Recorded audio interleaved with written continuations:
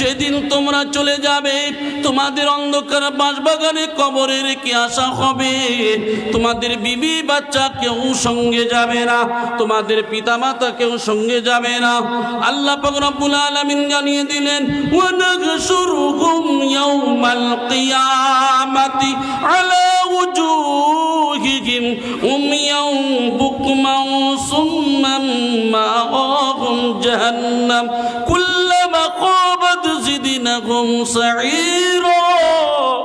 আল্লাহ জানিয়ে দিচ্ছেন ও বিশ্ববাসীরা, আমি আল্লাহ পাক রব্বুল আলামিন কি করব, আমি কিয়ামতের দিন, কিয়ামতের ময়দানে এই সমস্ত মানুষদেরকে যাদের মাথাটা নিচের দিকে থাকবে, পাটা উপরের দিকে করে এদেরকে হাসরের ময়দানে নিয়ে যাওয়া হবে। হাসরের ময়দানে যখন নিয়ে যাওয়া হবে, মাথা নিচের দিকে থাকবে, পা উপরের দিকে থাকবে। সাহাবায়ে কেরামেরা জিজ্ঞাসা করেন, ইয়া রাসূলুল্লাহ, ইয়া হাবিবাল্লাহ, হুজুর কেমন করে সম্ভব মানুষ কি মাথার উপরে ভর করে চলতে পারে? আল্লাহর নবী বলেন, আরে সাহাবীরা, আমি রাসূল জানিয়ে দিলাম যে আল্লাহ দুইটা পায়ে ভর করে চালাতে পারে, ওই আল্লাহ কি মাথার উপরে ভর করে চালাতে পারে না? পারে না, পারে না কথা বলেন। যে আল্লাহ দুইটা পায়ে ভর করে চালাতে পারে, ওই আল্লাহ মাথার উপরে ভর করে চালাতে পারে, অসম্ভব কিছু নাই গো। কিয়ামতের ময়দানে মানুষদিগকে নিয়ে যাওয়া হবে। আন আয়েশা রাদিয়াল্লাহু তাআলা আনহা قالت قال رسول الله صلى الله عليه وسلم, হাদিসের মধ্যে জানানো হলো, হাদিসটা হযরত আয়েশার বর্ণনা।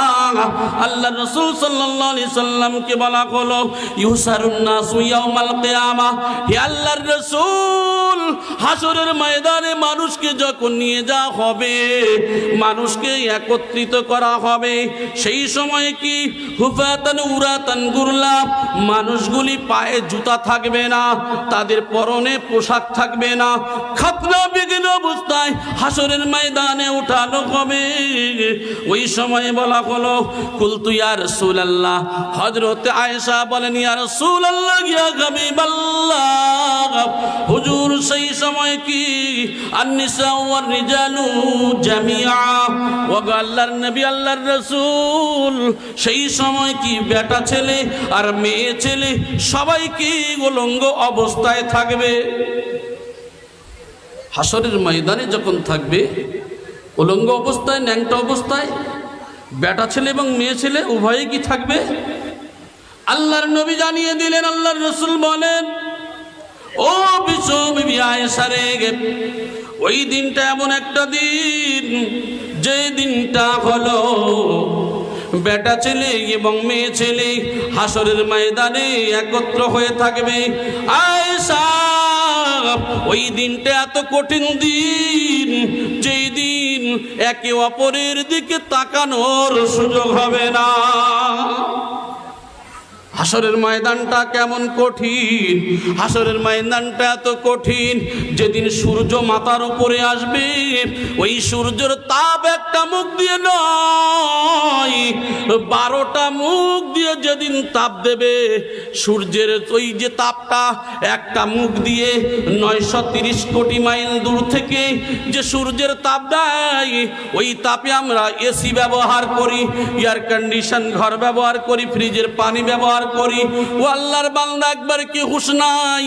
ওই সূর্য মাথার উপরে আসবে, যে সময় আমার আপনার মাথার উপরে এসে একটা মুখ নয়, দুইটা মুখ নয়, এই যে 12টা মুখ দিয়ে যখন তাপ দেবে, সেই সময় মাথার চাঁদি ফেটে চৌচির হয়ে যাবে।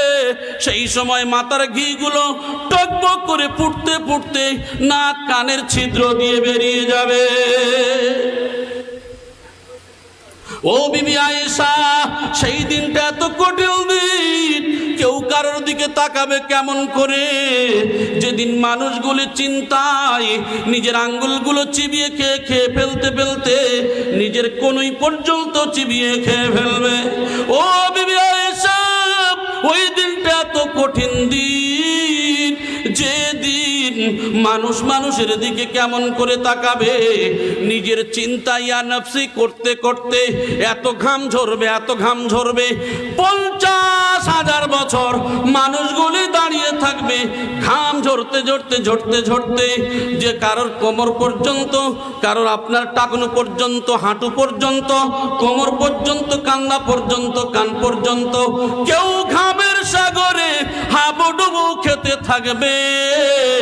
ও বিবি, ওই দিনটার জন্য হযরতে মুসা আলাইহিস সালাতু ওয়াস সালাম, নবী ঈসা আলাইহিস সালাতু ওয়াস সালাম, হযরতে আজরাইল আলাইহিস সালাতু ওয়াস সালাম, হযরতে জিবরাইল, আল্লাহর বিখ্যাত বিখ্যাত মালাইকারা, আল্লাহর নবীগণ কিছু রয়েছেন যারা নিজেরা উম্মতের কথা ভুলে গিয়ে শুধু বলবে ইয়া নফসি ইয়া নফসি, আমার উপায় কি, আমার উপায় কি।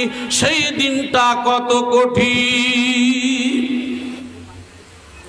সেদিনটা কত কঠিন, যে সময় কেউ সাহায্যকারী থাকবে না, ওই দিনটা বড় কঠিন দিন। তাই বলি গো আয়েশা, ওই কিয়ামতের ময়দানে মানুষগুলোকে উপস্থিত করা হবে, মানুষদেরকে বিচার তো নেওয়া হবে, বিচার নিতে নিতে আরো কত হাজার বছর কেটে যাবে সেটা আল্লাহই ভালো জানে। যেদিন বিচার দিনের আমার আল্লাহ বিচারের কাঠগড়াতে নিজে হাকিম হবেন, নিজে বিচারক হয়ে বিচার করবেন, ওই দিনকে বিচারের স্থলে সেদিনকে দেখবেন না এত ধনী ছিল, এ দেশের পার্টির নেতা ছিল, এ এত বড় প্রধানমন্ত্রী ছিল, এ মুখ্যমন্ত্রী ছিল, এ এমন হুজুর ছিল, এমন ব্যক্তি ছিল। সেই দিনকে আল্লাহ কাউকে দেখবেন না। আল্লাহ সেদিনকে বিচারের দিবসে নিজে কাঠগড়ার উপরে মানুষকে এক একজন করে তুলবে, আর নিজে বসে বসে একজন একজন করে হিসাব নেবে। সেই দিনটা হবে বড় কঠিন, বড় কঠিন। ও আমার ভাই জানেরা, আমি আপনাদের হাতে ধরে বলি, পায়ে ধরে বলি, তাই বলা হলো মানুষ যখন মারা যাবে, মানুষ মারা যাওয়ার পরে দুনিয়ায় যখন থাকে, মানুষ নামাজ পড়ে না, মানুষ রোজা রাখে না, যাকাত দেয় না, হজ করে না, মানুষ মৃত্যুর ভয় পর্যন্ত করে না। মানুষ যখন মারা যায় কবরস্থানে চলে যায়, কবরে কেন মাটি ফেলা হয় না, এখানে কেন ঘেরা হয় না, এখানে কেন এই সমস্যা, তাড়াতাড়ি করে মাটি দাও, এখান থেকে পালিয়ে যায়, ইমাম সাহেব কেন দেরি করে, এমন কথা বলে না, বলে না? সারা দিন রাত সব কিছু থাকবে, দুনিয়ার সব কাজ করবে, কবরে মাটি ফেলা হয়নি কোনো কবরস্থানে যাওয়ার পরে বলে।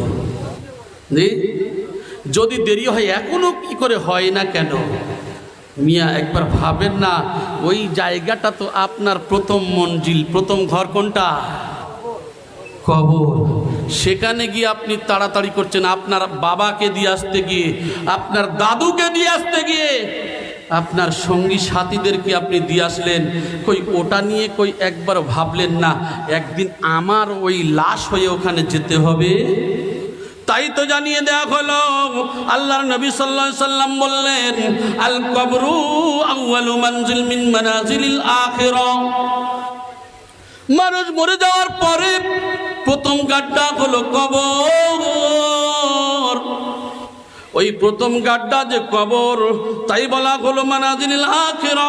ফাইন্না জামিনহু ফাবাদাহু আইসারা মিনহু ওয়া ইল্লাম ইয়ানজু মিনহু ফাবাদাহু আসাদ্দু মিনহু। ও মানব জাতিরা, ওই যে কবর থেকে, ওই মঞ্জিল থেকে যে বেঁচে যাবে, তার জন্য সমস্ত জায়গাগুলি সহজ হয়ে যাবে। কবরের প্রথম গাড্ডা থেকে যদি মানুষ বেঁচে যায়, সব জায়গা তার জন্য সহজ হবে। আর কবরের প্রথম গাড্ডায় যদি ধরা পড়ে যায়, তাহলে তার জীবনে দুঃখ দুর্দশা ছাড়া আর কিছু নাই। তাই তো নবী আমার বলেন, ও বিশ্ববাসীরা, পৃথিবীর সব কিছু আমি দেখেছি।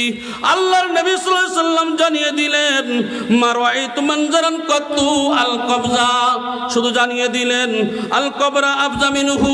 আমি রাসূলুল্লাহ পৃথিবীতে অনেক অনেক জিনিস দেখেছি, কিন্তু কবরের মতো এত আশ্চর্যজনক জিনিস আমি স্বয়ং রাসূলুল্লাহ পর্যন্তও দেখিনি।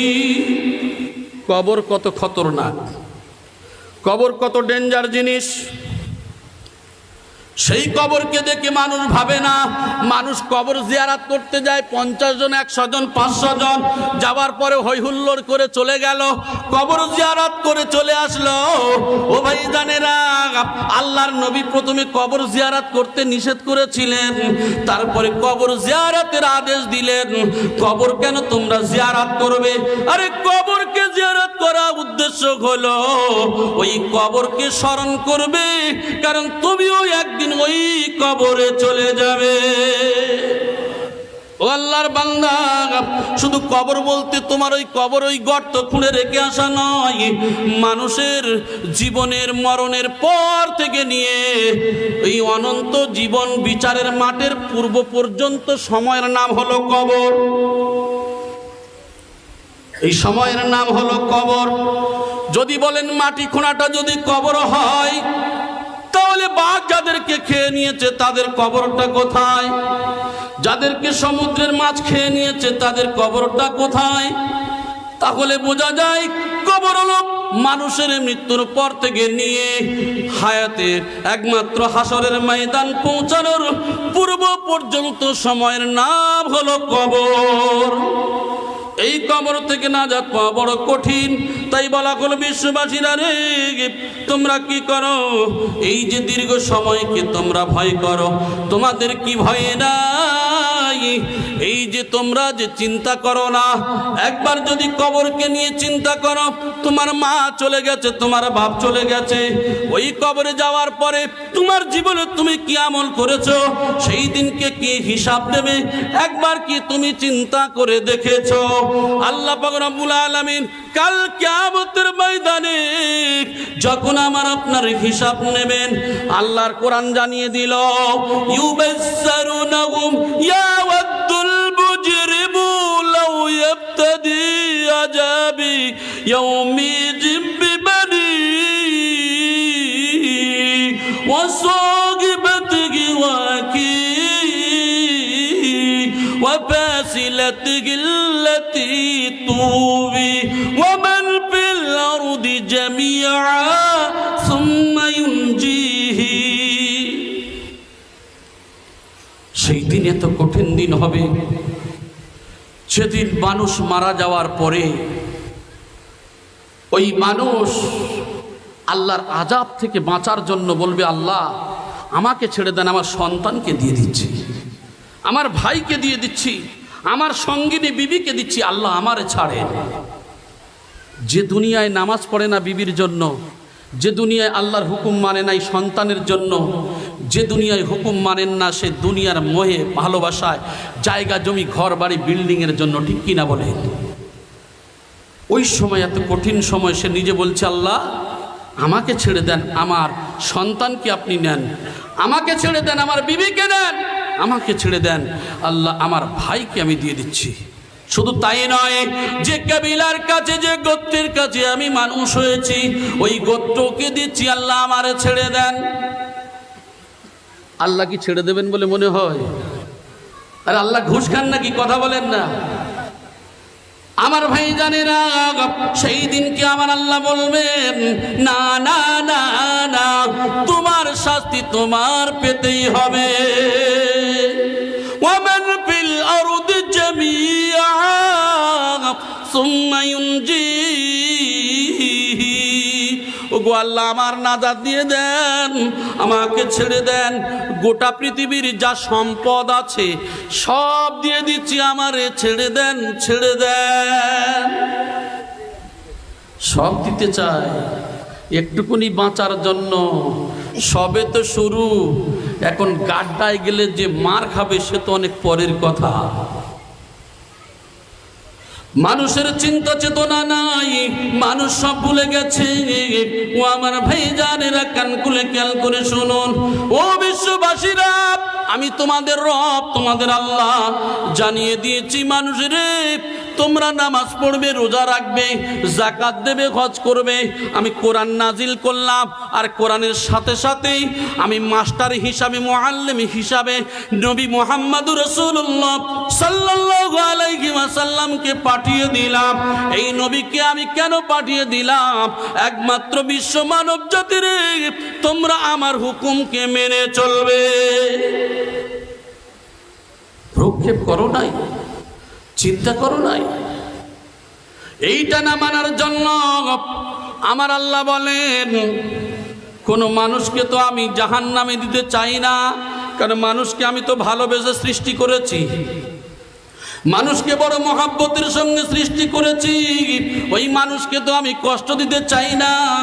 ও মানব জাতিরা, একমাত্র আমি তোমাদেরকে কষ্ট না দেওয়ার একটাই কারণ হলো, আমি আল্লাহ লাকাদ খালাকনাল ইনসানা ফি আহসানি তাকওয়িম, আমি মানুষকে বড় ইহসানের সঙ্গে দয়া করে সৃষ্টি করেছি। এই মানুষকে তো আমি জাহান্নামে জ্বালাতে চাই না। এরপরে যদি মানুষরা কথা শোনে, আল্লাহ কতটা রাগান্বিত হলেন জাহান্নামে দেবে। সেই সময়ে বলা হলো, আল্লাহ জানিয়ে দিলেন, তোমরা তো আমফান ঝড় দেখেছো, আমরা বর্তমানে আমফান ঝড় দেখেছি, আইলা ঝড় দেখেছি। যে সময় যে আল্লাহ বলে না, সে আল্লাহ বলে ডেকেছে, ঠিক কি না? ও ভাইজানেরা, এই যে মস্ত যে বিপদ হয়েছিল, এই বিপদের সময় আমরা আল্লাহরে ডেকেছি, কারণ আমাদের এটা চলে যাচ্ছে, ওটা চলে যাচ্ছে, এই হচ্ছে, ওই হচ্ছে। কিন্তু একবার ভাবেন নাই, আল্লাহর বাতাসের ক্ষমতা যদি এই হয়, আল্লাহর ক্ষমতা কত?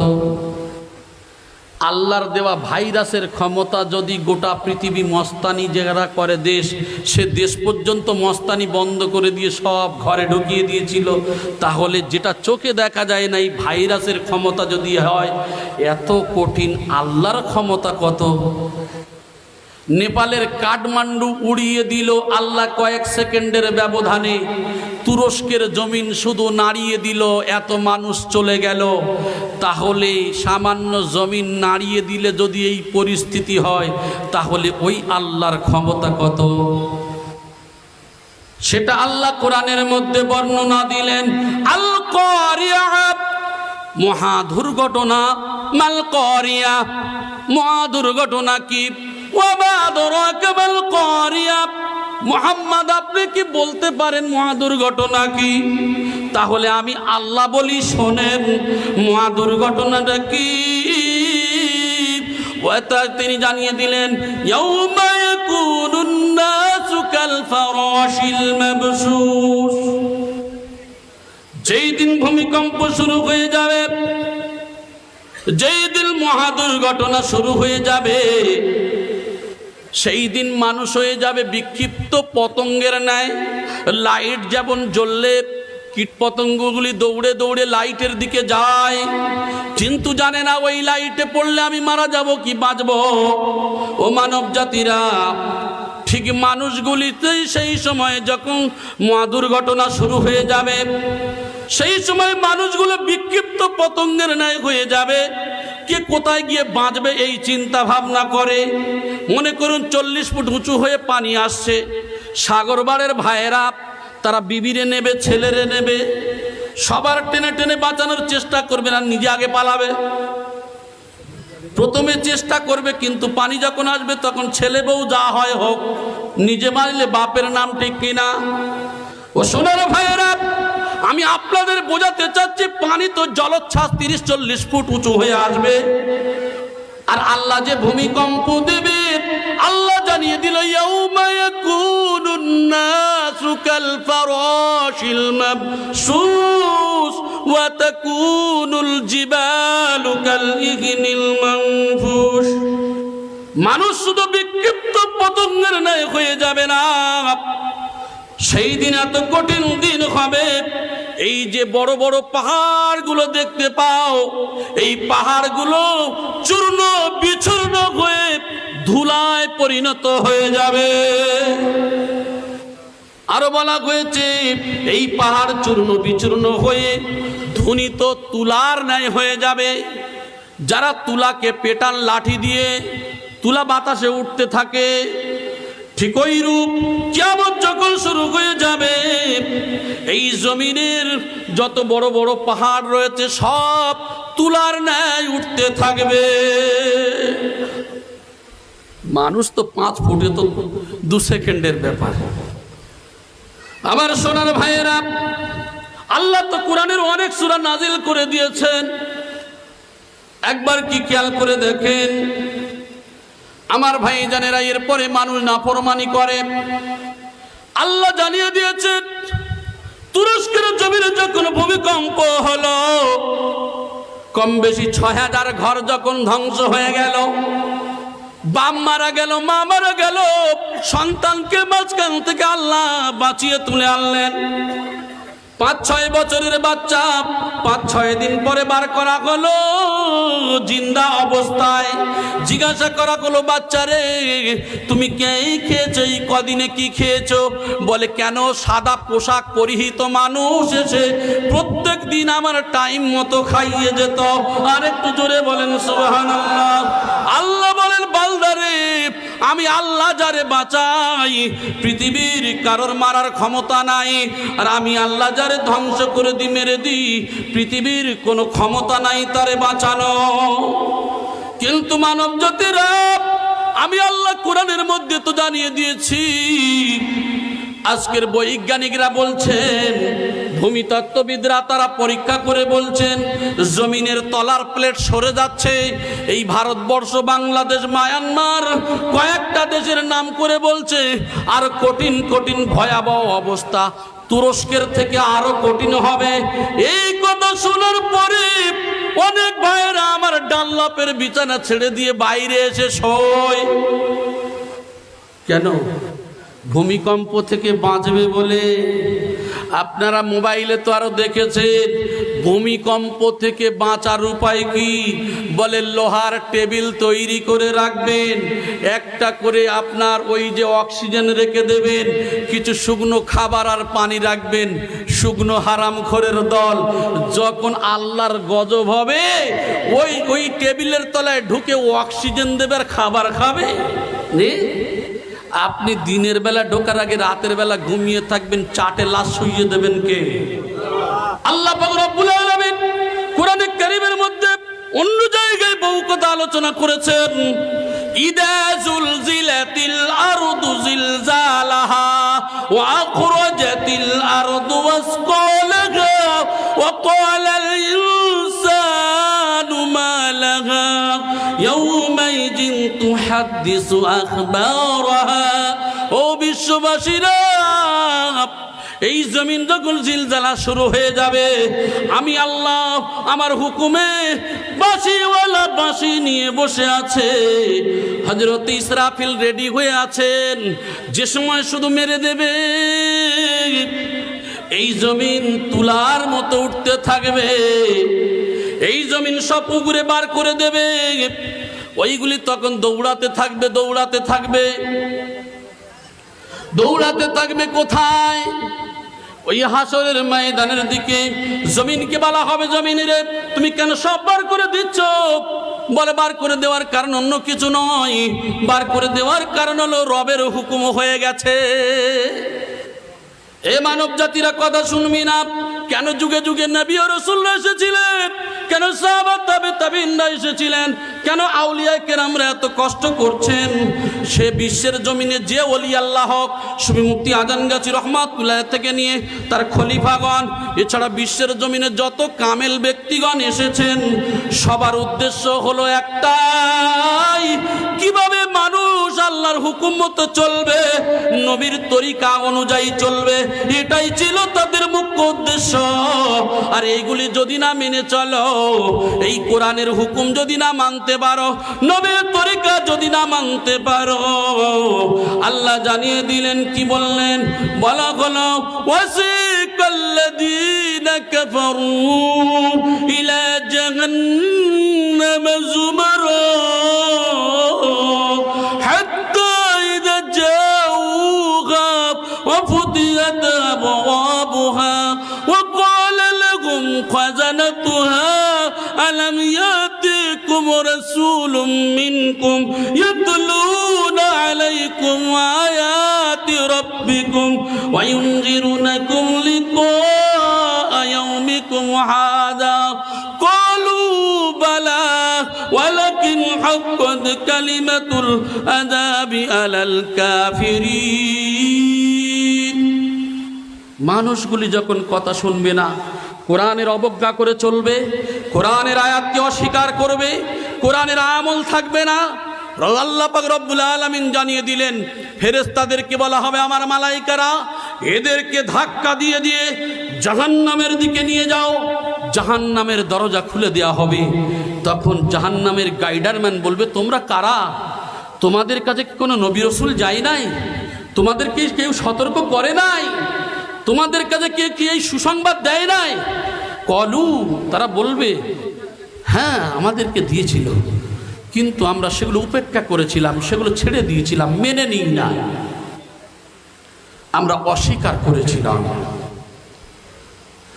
সেই দিন কেউ বাঁচানোর ক্ষমতা কারোর থাকবে না। আমি মনে করছি উমুক হুজুর আমার বাঁচাবে, আমার বাঁচাবে?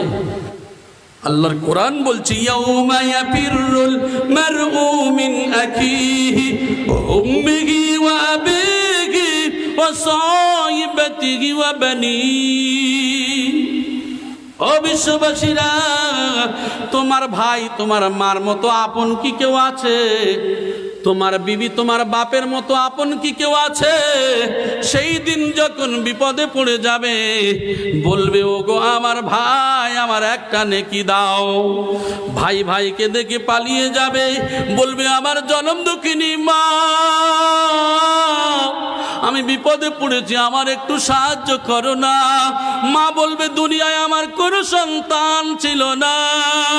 ওই সময় বলবে প্রাণের বিবি তোমার জন্য আমি নামাজ পড়তে পারি নাই, কলকাতায় খেটে খেটে তোমার জন্য আমি সব জীবন দিয়েছিলাম।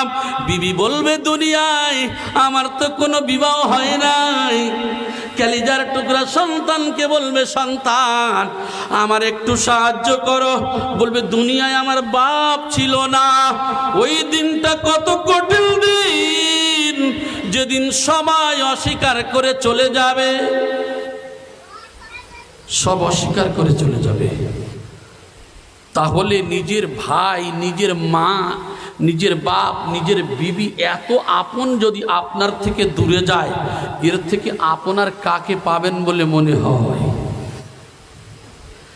একজন অপেক্ষা করবেন, একজন অপেক্ষা করবেন, তিনি হলেন আমার আপনার নবী, বিশ্ব নবী আমিনার দুলাল জনাবে মুহাম্মদুর রাসূলুল্লাহ সাল্লাল্লাহু আলাইহি ওয়াসাল্লাম। তিনি সিজদায় পড়ে আমার জন্য আপনার জন্য বিশ্ব মানবের জন্য কাঁদবেন। কিন্তু নবীর উম্মত রে, সেই নবীর মুহাব্বত যদি না থাকে কেমন করে তুমি দাবি করবে বলো? সেই দিনকে কি করে দাঁড়াবে সামনে? আমরা অনেকেই বলে থাকি যে কি হবে, মানুষ তো মারা গেলে সব শেষ। কোরআন মানুষ পড়তেই জানে না, মানুষ মরে গেলে সব শেষ, ওই তো হাড়গোড় সব দেখা পাই, বলে না বলে না? আরে কবর খুঁড়লে তো সব কিছু বাড়ায় না, হয় না? আসলে এখনো পর্যন্ত মানুষ ওইভাবেই থাকবে। তবে জেনে রাখবেন, আমি বলেছি যে সময় কিয়ামত শুরু হয়ে যাবে, এই জমিন সব উগরে বার করে দেবে। বাঘের পেট থেকে যে পায়খানা হয়ে বার হয়ে গেছে, এই জমিনের মধ্যে যে ধুলা বালিতে মিশে গেছে, সেই দিন কি আল্লাহ বলবেন এ জমিন তোর মধ্যে যত কিছু আমার এই সমস্ত রুহের যত চলে গেছে সব একত্র করে দে। যে যে জায়গায় থাকবে সব একত্র করা হবে। আল্লাহ বলবে কুন ফায়াকুন হয়ে যাও, সঙ্গে সঙ্গে সেগুলি হয়ে যাবে। এইবারে তার শাস্তি শুরু হয়ে যাবে। আমার ভাই, হজরতে আদম আলাইহিসসালাম থেকে নিয়ে উম্মতে মুহাম্মাদি পর্যন্ত এই যে লম্বা সময়ের কথা চিন্তা করে দেখেন, কত মানুষ। তাহলে বুঝে দেখেন তো জান্নাত বা জাহান্নাম কত বড় হতে পারে? জান্নাত বা জাহান্নাম কত বড় হতে পারে? আপনারা জানেন, আমি বলেছিলাম জাহান্নাম, একজন জাহান্নামী ব্যক্তির বডি চেহারা হবে 460 কিলোমিটার শুধু বসার জায়গা। আমরা এখানে বসে আছি টোটাল মনে করুন 10 কাঠা কি 15 কাঠার মধ্যে। আমার ভাই, একজন মানুষ জাহান্নামী মানুষ বসে থাকবে 460 কিলোমিটার। এখান থেকে কলকাতা কত বলেন না, কেউ জানেন না? 60 কিলোমিটার। আচ্ছা 60 হোক 64 বা আপনার 70 হোক, যাই হোক আনুমানিক, তাহলে কবার যাবেন আসবেন? 460 কিলোমিটার একজন মানুষ জাহান্নামী মানুষ বসবে। চেহারা কত বড়, যার এক কাঁধ থেকে ওই কান্দা পর্যন্ত দৌড়াতে থাকবে 3 দিন সময় লাগবে। তাহলে জায়গাটা কত বড়। আমি শুধু বোঝাতে চাচ্ছি উদাহরণ দিয়ে, একটু বুঝে দেখবেন, বালিশে গিয়ে মাথায় দিয়ে বুঝবেন। তাহলে মৃত্যু কিন্তু আমাদের হবে, ছাড়বে না, ঠিক কি না? কেন যুগে যুগে নবী রাসূলরা এত কেঁদেছিলেন উম্মতে মুহাম্মাদির জন্য? আল্লাহর রসুল কেন আমাদের জন্য কেঁদেছিলেন? একটু ভেবে দেখবেন। এই সমস্ত যুগে যুগে ওলিয়ে কামেলরা তারা আমাদের জন্য কেন এত সজাগ করছেন? আলেম ওলামারা এই এত কষ্ট করে 4-5 ঘন্টা সাওয়ার হয়ে তারা এত কষ্ট করে এসে কেন এত গলা চিল্লাবেন? তাহলে বুঝতে হবে আমাদের একটা সময়, এই দুনিয়া কিন্তু ক্ষণস্থায়ী, চিরস্থায়ী নয়। আমি বলেছি আল্লাহর নাফরমানি করলে জাহান্নামে যেতে হবে। তো যাই হোক, আমি যে কথা বলছিলাম যে তাকওয়া, আল্লাহর ভয় করলে আল্লাহ সব কিছু তার জন্য সহজ করে দেন, ঠিক কিনা? আল্লাহ পাক রব্বুল আলামিন বলেন, ইয়া আইয়ুহাল্লাযীনা আমানুত্তাকুল্লাহা হাক্কা তুকাতিহি ওয়া লা তামুতুন্না ইল্লা ওয়া আনতুম মুসলিমুন। বান্দা, তোমরা যে আল্লাহকে ভয় করো, হে ঈমানদারগণ, তোমরা আল্লাহকে ভয় করো। কতটুকু ভয় করবে? যতটুকু ভয় করার ততটুকুই ভয় করো। আর তোমরা পরিপূর্ণ মুসলমান না হয়ে এসো না। কার কথা? আল্লাহর কথা। আল্লাহ বলছে পরিপূর্ণ মুসলমান না হয়ে এসো না। যদি আল্লাহ এই কথা বলে থাকেন তাহলে আমাদের কেমন মুসলিম হওয়া দরকার? মুসলমান বলতে শুধু গোশ খাওয়ার নাম মুসলমান নয়, মুসলিম বলতে আত্মসমর্পণ করার নাম হলো মুসলিম। আল্লাহর রাস্তায় নিজেকে পুরোপুরি আত্মসমর্পণ করার নাম হলো মুসলমান। আমার ভাই জানেরা, আজকের যে ওয়াজের উদ্দেশ্য হলো জাহান্নামীর কিছু মানুষ যাবে, এই পুরুষের মধ্যে কিছু মানুষ এবং নারীর মধ্যে কিছু মানুষ যারা জাহান্নামে যাবে। আমার ভাই জানেরা, তার মধ্যে আমরা পুরুষরাও অনেকেই তারা কি করব? সংসারের সব কাজ করব, আল্লাহকে ভুলে যাব।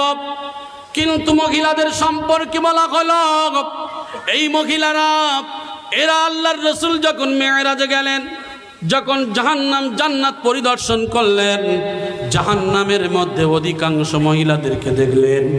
মহিলাদেরকে অধিকাংশ দেখলেন কোন কারণে মহিলারা জাহান্নামী? বলা হলো এই সমস্ত মহিলারা জাহান্নামী হওয়ার কারণ হলো এরা সব থেকে বেশি নাশুকরি করে। কত এরা লানত করে। কেমন নাশুকরি করে? মনে করুন আজকের স্বামীর কাজ হয় নাই, বাড়িতে আসলো, আসার পরে বলছে আজকের কাজ নাই। উচিত ছিল আলহামদুলিল্লাহ, আল্লাহর শুকর আদায় করা। বলে খাই কুড়ো, তুমি বাড়িতে এসেছো কাজ না করে। গালি দেয় না? তবে আপনাদের এলাকার মেয়েরা ভালো, আমাদের দক্ষিণ 24 পরগনার কথা বলছে। আমার ভাই জানেরা, শুধু তাই নয়, এরা কি করে? সন্তান যদি একটু কষ্ট দেয় বা কোনো কিছু সমস্যা হলো, বলে তুই মরলে মরতে পারি না, তুই বেঁচে আছিস কেন? তুই যে জ্বালাচ্ছিস তোর কবরে রেখে দিয়ে আসলে ভালো হয়। বলে না?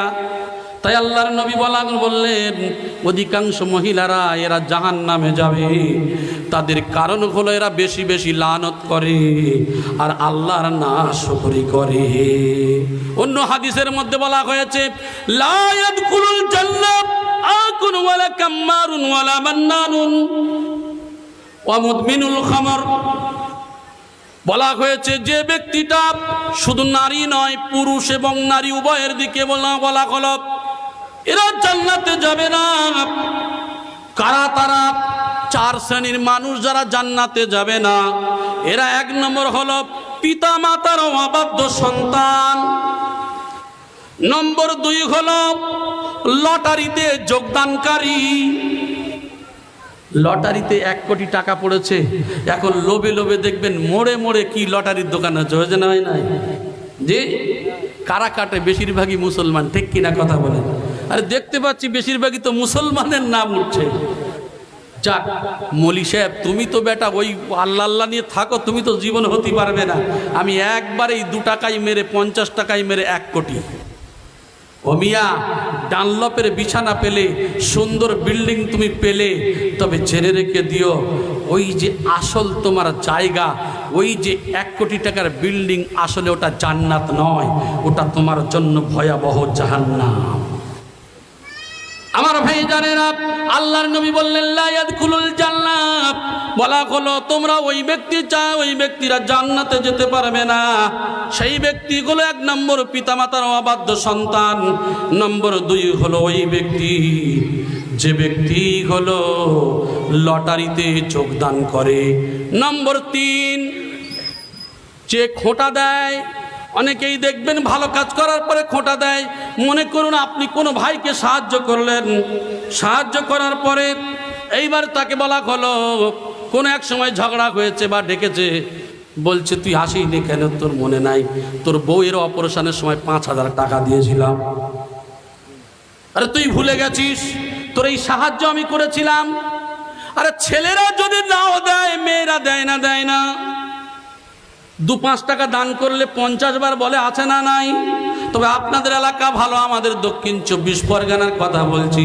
যদি কোনো মানুষ উপকার করার পরে খোঁটা দেয়, ওর দান তো বেকার হয়ে গেল, বরং ওই মহিলা ওই পুরুষ জাহান্নামে যাবে।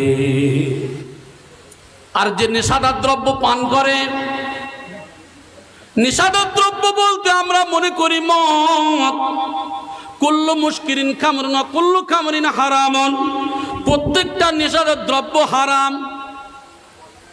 অনেকেই বলবেন যে এটা মকরু, ওটা মকরু। মকরু মানে কি? খারাপ। তা খারাপটা আপনি খান কেন? খারাপটা আপনি পান করেন কেন? জান্নাতে যাওয়া তো দূরের কথা, এই ব্যক্তিগুলো জান্নাতে যাওয়া তো দূরের কথা, যে জান্নাতের গন্ধ ঘ্রাণ 1000 বছরের দূরত্ব থেকে পাওয়া যায়, ওই জান্নাতে যাওয়া তো দূরের কথা, জান্নাতের গন্ধ পর্যন্ত পাবে না। আমার ভাই জানেরা, আল্লাহর নবী অন্য হাদিসের মধ্যে জানিয়ে দিলেন, আমি রাসূলুল্লাহ জানিয়ে দিলাম, আমার চলে যাওয়ার পরে সব থেকে 2 ধরনের ব্যক্তিদেরকে রেখে গেলাম। এরা কি করবে? জান্নাতে যাবে না। নম্বর 1 হলো ওই সমস্ত ব্যক্তিকে আমি রাসূল দেখিনি। তাদের সম্পর্কে বলা হলো তাদের হাতে থাকবে লাঠি, একদিকে থাকবে মোটা আর একদিকে হবে সরু। এরা মানুষদেরকে পেটাবে। অন্যায়ভাবে যদি কেউ এমন কাজের মধ্যে লিপ্ত হয়, আজকের দেখবেন মনে করুন সে মাস্টারি চাকরি করুক, পুলিশের চাকরি করুক, যাই করুক না কেন, যে উদাহরণের মধ্যে পড়ুক না কেন, অন্যায়ভাবে অত্যাচার করলে আল্লাহর নবী জানিয়ে দিয়েছেন জান্নাতে যাওয়া তো দূরের কথা, জান্নাতের গন্ধ পাবে না। আর ওই মহিলার সম্পর্কে বলা হলো, যে মহিলা বলা হলো কাসিয়াতুন আরিয়াতুন মুমিলাতুন মাইলাতুন, হাদিসের মধ্যে বলা হলো ওই মহিলা উটের কুঁজের মতো যে চুল বাঁধে। অনেক মহিলারা চিন্তা করেন আমি তো বেটে 60 ফুট, তাই কি করব, চুল বাঁধতে গেলে নিচেই না বেঁধে পুরো টিকনের উপরে বাঁধে, লম্বা দেখাবে। ও ভাই জানেন, কান খুলে খেয়াল করে শুনুন। শুধু তাই নয়, ওই মহিলা যে কাপড় পরে, ওই কাপড়টা পরে থাকে বলে, কিন্তু কাপড়টা গুলো এমন করে পরে উলঙ্গ। সে কি করে? নিজে আকৃষ্ট করে পুরুষদেরকে বা নিজের আকৃষ্ট হয়। এই সমস্ত মহিলাদের উদ্দেশ্য স্বামীকে পাগল করার জন্য যদি ঘরে সাজে, তাহলে আমার আল্লাহ খুশি হয়ে যাবে। এই পোশাকটা যদি বাইরে পরে, এর জন্য জাহান্নাম তার জন্য রেজিস্ট্রি হয়ে যাবে। তাই হাদিসের মধ্যে বলা হলো কি, এই বর্তমান জামানায় যে বোরখা ব্যবহার হয়, এখন আগেকার দিনের বোরখা পাওয়াও কষ্ট। এখন সুন্দর সুন্দর বোরখা উঠেছে না ওঠে নাই? এমন বোরখা, ফ্যাশন বোরখা উঠেছে যে বোরখা ছাড়া পাওয়া যায় না। কিন্তু দেখা যায় ওই বোরখা পরলে মানুষ তাকাবে কি তার থেকে বেশি তাকায় না। আমার ভাইয়েরা, এই জন্য করে হাদিসের মধ্যে বলা হলো আল হায়াউ মিনাল ঈমান ওয়াল ঈমানু ফিল জান্নাহ। বলা হলো ঈমান হলো লজ্জা। ঈমানটা কি? লজ্জা। লজ্জা যদি থাকে তার ঈমান আছে, আর লজ্জা নাই যার ঈমান নাই তার। লজ্জা আছে যার, সে জান্নাতে যাবে। জোরে বলেন সুবহানাল্লাহ। তাই তো হাদিসের মধ্যে বলা হলো লজ্জা নেই যার, ঈমান নেই তার। ও বিশ্ববাসীর আল্লাহর নবী সাল্লাল্লাহু আলাইহি সাল্লাম তাই বলেন, আল হায়া ওয়াল ঈমানু কারনাহু জামিয়া। লজ্জা এবং ঈমান একসাথে জমা ধরে থাকে। লজ্জা আর ঈমান একসঙ্গেই থাকে। তাহলে ঈমান আর লজ্জার সঙ্গে কতটা আপনার মিল ও মহব্বত রয়েছে চিন্তা করেন। আমার ভাইয়েরা, যে মানুষের লজ্জা থাকে ওই মানুষটা খারাপ কাজে লিপ্ত হতে পারে না। আল্লাহর নবী তাই জানিয়ে দিলেন, ইজা রাফিয়া আহাদুকুমা রাফিয়াল আখারু। লজ্জা চলে গেলে ঈমান চলে যায়। যার মধ্যে লজ্জা থাকে ওই মানুষটা খারাপ কাজ করতে পারে না। যে মানুষের মধ্যে লজ্জা থাকে না, ওর দুই কান কাটা সব পারে না সব পারে। আল্লাহর নবী সাল্লাল্লাহু আলাইহি সাল্লাম তাই বললেন, সকল নবী একই কথা বলে গিয়েছেন, সব নবীদের কথা একই কথা। তাই বলা হলো আমাদের নবী সাল্লাল্লাহু আলাইহি সাল্লাম বললেন, ইজা লাম তাস্তাই ফাসনা মাসিতা। যখন তুমি লজ্জা করবে না তখন তুমি সব কিছু করবে। লজ্জা যখন তোমার নাই, তুমি সব কিছু করতে পারবে, তোমার দ্বারা কোনো সমস্যা নাই। দেখবেন অনেক মানুষ, আগেকার দিনে আমরা দেখেছি ছোটবেলায়, একজন পুরুষ একজন নারী যদি গল্প করত, দেখা যায় লজ্জা কি না বলবে, তারা পালিয়ে যেত, ঠিক কি না? আর এখন গল্প তো করা দূরের কথা, এখন দেখবেন গাড়িতে চলা থেকে শুরু করে বলা থেকে শুরু করে, মানে ওদের দেখলে আপনার লজ্জা লাগবে, এমন যে পরিস্থিতি চলছে। তবে রাসূলুল্লাহ জানিয়ে দিয়েছেন, মা তারাকতু বা'দা ফিতনাতান আদাররা আলার রিজালি মিনান নিসাই। আমি রাসূলুল্লাহ আমার মরণের পরে সব থেকে ফিতনা স্বরূপ রেখে গেলাম মেয়ে ছেলে। এরা অধিক পরিমাণে ফিতনা করবে, এরা অধিক পরিমাণে ফিতনা করবে। এদের ফিতনাটা কেমন হবে? বলা হচ্ছে আন-নিসাউ হিবালাতিশ শয়তান, আন-নিসাউ হাবাইলুশ শয়তান। মেয়েদেরকে শয়তানের জাল বলা হলো। স্বামী যখন কথায় বলে রাবিয়া, তখন মুখটা বাঁদরের মতো বলে, কি হয়েছে বলো, মিষ্টি করে বলে। যদি কোনো খালাতো ভাই ফোন করে, রাবিয়া বলে, ও খালাতো ভাই বলো, কথাটা তখন মিষ্টি করে হয়। আর যখন নিজের স্বামী কথা বলে তখন কথাটা কর্কশের সঙ্গে হয়। আমার ভাই জানেরা, আল্লাহর নবী সাল্লাল্লাহু আলাইহি সাল্লাম তাই বললেন, ইন্নাল মারওয়াতা তুকবিলু ফি সূরাতি শাইতান ওয়া তুদবিরু ফি সূরাতি শাইতান। নিশ্চয়ই মহিলারা শয়তানের বেশ ধরে আসে আর শয়তানের বেশ ধরে যায়। কেন এই কথা বলা হলো? ওই মহিলা তার কথাকে এত মিষ্টতার সঙ্গে বলবে, ওই মহিলার ক্ষমতা আছে 2-5 জন 10 জন একটা গ্রামের বহু মানুষকে গাড্ডায় ফেলে দিতে পারে না। এমন সুন্দর করে কথা বলবে, এমনভাবে চলবে যে তোমার মনকে আকৃষ্ট করে তোমার ঈমানকে ধ্বংস করিতে পারবে, ঠিক কিনা? কিন্তু ওই মোমেনের পারবে না যে মোমেনের মধ্যে আল্লাহর ভয় আছে, ঠিক কিনা? আমার ভাই জানেরা, তাই বলা হল, আল্লাহর নবী বললেন এরা শয়তানের বেশ ধরে আসে আর শয়তানের বেশ ধরে যায়। স্বামী যদি আসলো কলকাতায় থেকে, রাবিয়া আমার একটু পানি দাও, বলে ও গো স্বামী তুমি ঢেলে খাও, বলে ভাত বেড়ে দাও, বলে তুমি বেড়ে খাও। এত মহব্বত করে, এত ভালোবাসে। আমার ভাই জানেরা, নারীরা কেন জাহান্নামে যাবে? ওই মহিলার দ্বারা তার স্বামী যদি কষ্ট পায় তাহলে তুমি জাহান্নামে যাবে। তবে জেনে রেখে দিও, আবার পুরুষরা হাসে আর বলে, যাক আজকের মহিলাদের ট্যাবলেট পড়ছে পড়ুক, আজকের আমরা বেঁচে গেছি, আমাদের আজকের গা পা টিপে দেবে বলে মনে হয়। এই সুখ এগুলো হারামখোরের দল। তুমি তো শ্বশুর বাড়ির যখন তো বিবাহ করলে, তুমি এদিকে বলছো 5 বছর ধরে সাবান আর সার্ফ কিনে দিতে হয়, এটা তোমার বাপের বাড়ির নিয়ম। কে বলছে? শাশুড়ি বলছে, এই তুই এক কাজ করবি, এখানে তেল সাবান দেওয়া যাবে না, বাপের বাড়ি থেকে বইয়ে এনে এখানে আমাদের নিয়ম আছে 5 বছর মাখতে হয়। আজকের আমার একটা পেশেন্টের ঘটনা আমি বলছি, গিয়ে কাঁদছে আর বলছে, কি ব্যাপার?